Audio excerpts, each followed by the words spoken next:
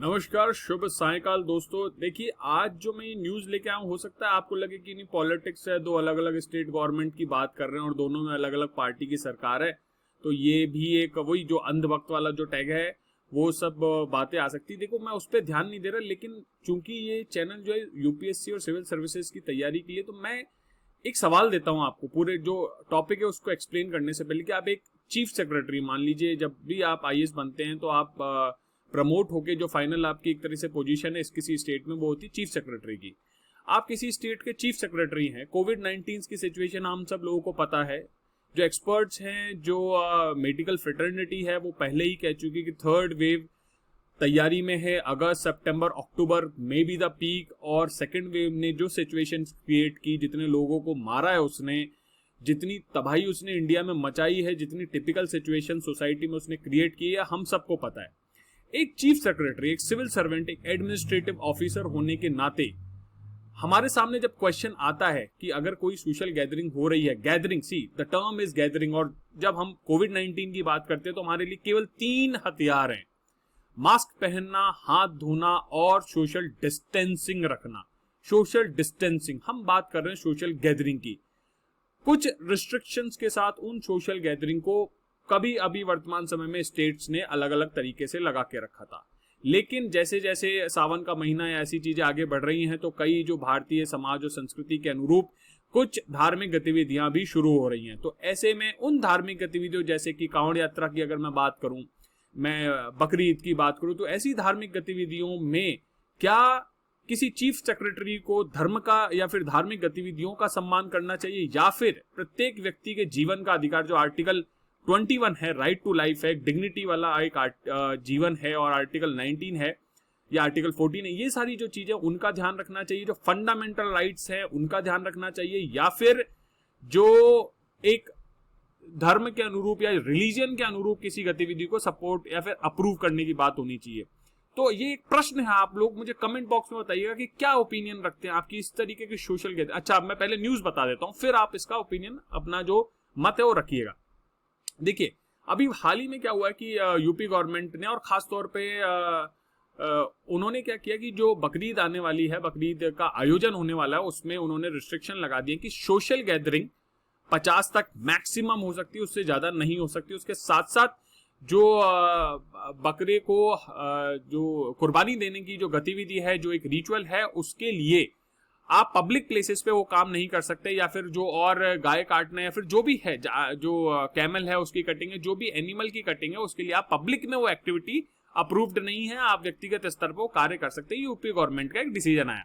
इससे पहले मैं आपको बता दूं कि यूपी गवर्नमेंट और उत्तराखंड गवर्नमेंट ने जो कांवड़ यात्री हैं उनको कोविड 19 की सिचुएशन के चलते इस तरीके की जो मूवमेंट है उसको रोकने के लिए कह दिया, और जो कांवड़ यात्रा एसोसिएशन थी उसने भी इस चीज को स्वीकार करके तुरंत इस बात को मान लिया, और उन्होंने एक प्रपोजल दिया कि हम इस बार कांवड़ यात्रा नहीं करेंगे। लेकिन वहीं केरला वो स्टेट इंडिया में, जो मैंने कल भी एक वीडियो बनाया था जिसमें बताया था कि सोशल इंडिकेटर्स में केरला इज लाइक स्विट्जरलैंड, या फिर आप कहिए आइसलैंड, या फिर नॉर्वे, जो स्कैंडिनेवियन कंट्री है वो है इंडिया का। यहाँ के सोशल इंडिकेटर्स बहुत ही शानदार है। लेकिन अगर कोविड 19 की मैं सिचुएशन देखूं, इतना हेल्थ इंफ्रास्ट्रक्चर इतना मजबूत होने के बावजूद भी केरला में सबसे ज्यादा कोविड के जो केसेस थे वो बहुत ज्यादा पीक लेवल पे रहे हैं। केरला गवर्नमेंट ने क्या किया, बकरी ईद जो थी उस पे कोविड 19 के रिस्ट्रिक्शन बनाए रखने की बजाय उसने उनको लूज कर दिया, वीक कर दिया, रिस्ट्रिक्शन जो थे वो छोड़ दिए। ये तो देखिए यूपी की जो डिसीजन है यूपी गवर्नमेंट का, उसकी न्यूज है।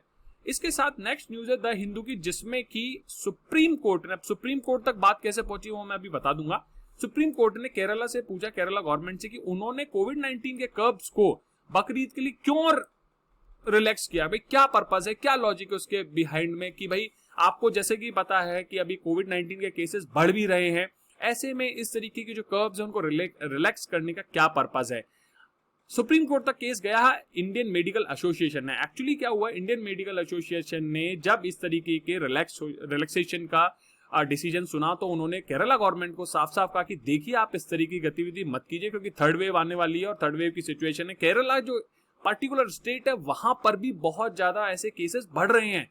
तो आइए, मैंने चेतावनी दी, रेट्रोगेट टर्म दिया, मैं आपको न्यूज दिखाता हूं। रेट्रोग्रेड उन्होंने टर्म दिया है कि आपका जो ये डिसीजन है रेट्रोग्रेड है, इसको बहुत मतलब उन्होंने इस डिसीजन को बहुत स्लैम किया है। और उसने पहले सुबह बोला कि मैं अप्रोच सुप्रीम कोर्ट, तो सुप्रीम कोर्ट ने इस तरीके का क्वेश्चन, ये देखिए ये अभी 4 घंटे पहले की न्यूज है और ये जो न्यूज है ये सुबह की न्यूज है। तो ये सिचुएशन है, केरला गवर्नमेंट से उसने पूछ ही लिया है। इसके आगे मैं आपको एक चीज और बताना चाहूंगा कि प्रॉब्लम कहां आती है। प्रॉब्लम ये है कि जब एक स्टेट किसी बीमारी से लड़ने के लिए तैयारी कर रहा है, वहीं दूसरी स्टेट दूर होने की कोशिश कर रही है। जो पॉलिटिसाइजेशन है, ये जो अपीजमेंट का मुद्दा है, मुझे नहीं पता, मैं इसमें कोई ओपिनियन नहीं दे रहा, लेकिन कुछ चीजें हमें समझनी होगी। एक देश के नागरिक, एक सिटीजन होने के नाते हमें अपनी बुद्धि का स्तर खोलना पड़ेगा। ओपिनियन बनाने से पहले हमेशा ये ध्यान रखिए कि तथ्यों की बारीकी से जानकारी जरूर कीजिए।